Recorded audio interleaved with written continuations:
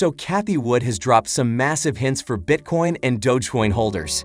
And this is what I'm going to talk about in this video, along with some other important updates.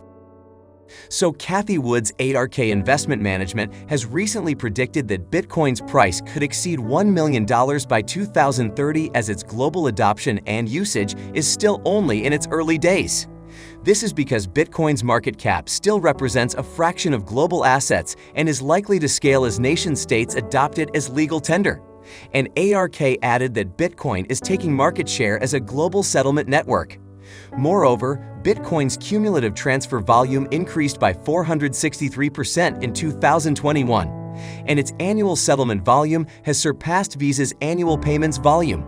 And the firm believes that technological advancements such as the Taproot upgrade and Lightning Network will also help Bitcoin to scale. And this is exactly why the institutional ownership of Bitcoin will broaden in the future.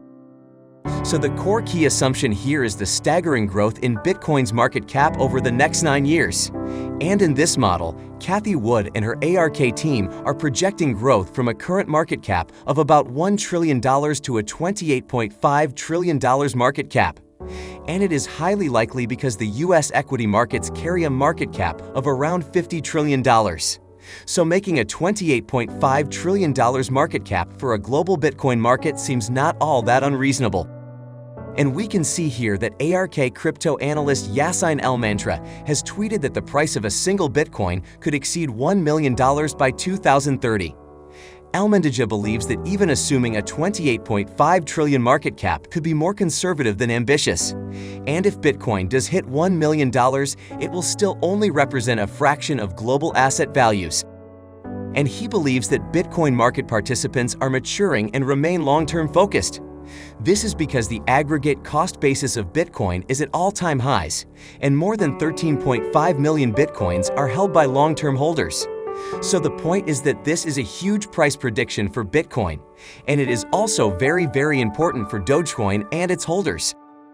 In addition, has remained bullish on Bitcoin over the years. Even during last year's crash for it, Cathie Wood stated that despite the bearish market conditions, she was more bullish on Bitcoin than bearish. She further discussed the finer elements of Bitcoin's fundamentals, arguing that they made it a rational investment for her organization and other investors. And according to Wood, the overall economy may soon become deflationary as inflation is declining, and this is why Bitcoin is more than a hedge against inflation. So Bitcoin will continue to play a critical role in mitigating counterparty risk and avoiding confiscation until inflation concerns subside. In short, it appears that Wood believes Bitcoin is a significant asset class and a new monetary system capable of more than merely inflation protection. Moreover, I had previously made a video about Cathie Wood forecasting that the value of Bitcoin will go near the $500,000 level in 5 years. And coming to this prediction, Cathie Wood said that institutional investment in Bitcoin is increasing and it will propel Bitcoin to $500K in 5 years. Now it is no secret that institutional investors have increased their exposure to the crypto industry. For example, we recently saw that after 5 weeks of constant outflows, institutional investment is finally trickling back into crypto funds, especially Bitcoin. And nearly $14 million has been returned to Bitcoin institutional funds over the past week. And the positive thing is that it is the first time in 5 weeks that there has been a net positive inflow as $14 million re-entered the space with investors buying the dip. And this suggests that institutional investors are seeing this dip as a buying opportunity at current price levels. And according to Cathie Wood and ARK Investment, this increasing velocity of institutional investment is what will propel Bitcoin to $1 million by 2030. And now, there is another important update for Dogecoin and crypto holders, but I'll come to it later. Let's first see why Cathie Wood's bullishness for Bitcoin is also important for Doge. So as you can see here, the price correlation between Dogecoin and Bitcoin has climbed to 0.78, up significantly from last week. And I think Cathie Wood's comments for Bitcoin are very important for Dogecoin since a bullish outlook for Bitcoin means Doge is also looking bullish. So this is a clear indication that a bull run for Bitcoin means a bull run for Dogecoin. And there is no doubt that both coins share equal significance, both as an asset class and as means of payment. And as a result, it is fairly evident that if Bitcoin experiences a significant spike, Dogecoin is very likely to follow suit. And another thing is that if we go back to September last year, Cathie Wood revealed that ARK Invest's future exposure to crypto would be around 60% Bitcoin and 40% Ethereum. This is because the firm's interest has grown in Ethereum owing to Ethereum's proof-of-work to proof-of-stake transition. And we know that Dogecoin is going to transition from a proof-of-work protocol to proof-of-stake.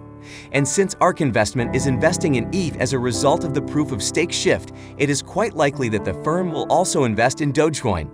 And if it happens, Dogecoin is going to get an endorsement from one of the most successful investors in the world. And this will surely propel Doge to new highs in the long term. And now let's come to Dogecoin's current price movement. So we can see here that Doge has been trading in the green in the last 24 hours. And we know that things were not looking too good for it. But thanks to Elon Musk's recent tweet, Doge has now gained a slight momentum. However, I still believe that Doge will continue to move sideways throughout this week. And as I have been saying in my previous videos, we have to wait until the Fed meeting to see if Doge moves up or not. Meanwhile, Bitcoin is also back in the green as it has displayed some momentum during the last 24 hours. And we can see here that it is back above the 35K and 36K trading range. So this is a positive sign for Bitcoin and its holders.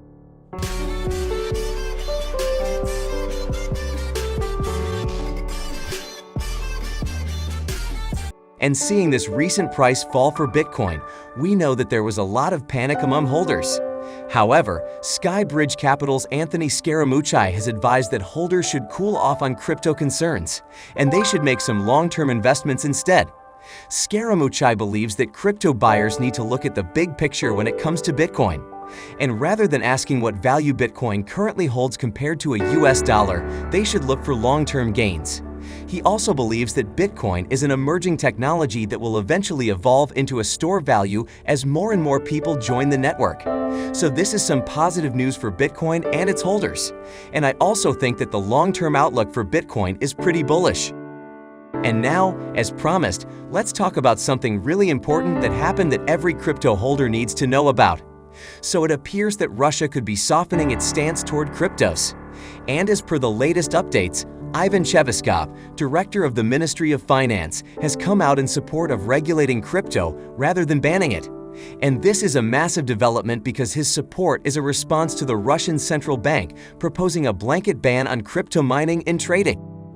So according to Cheveskov, banning crypto operations and mining will lead to the country lagging behind the worldwide tech industry. And this is why he has suggested that crypto should be regulated in Russia. And he also revealed that the Ministry of Finance is actively involved in the development of legislative initiatives in terms of regulating the crypto market. And this is not it. The Russian central bank's push for a restrictive policy regarding cryptos is also not gaining support among members of the Russian government and legislature. So we are now seeing that the Russian government, parliament, and even law enforcement departments such as the Ministry of Internal Affairs are not willing to back the proposals about banning cryptos.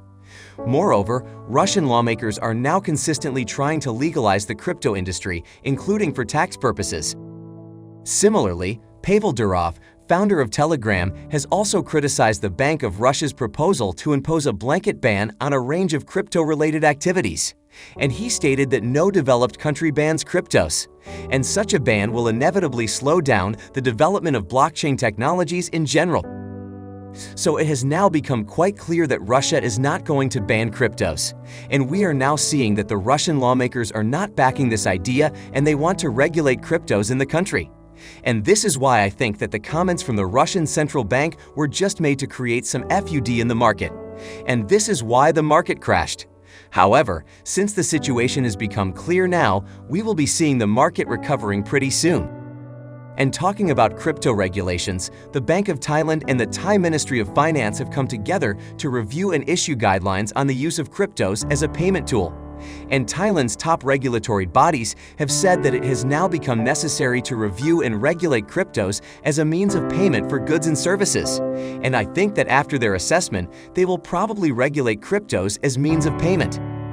And as per another report, authorities in Oman have asked specialized companies to assist the country in setting up a regulatory framework for cryptos and other digital assets.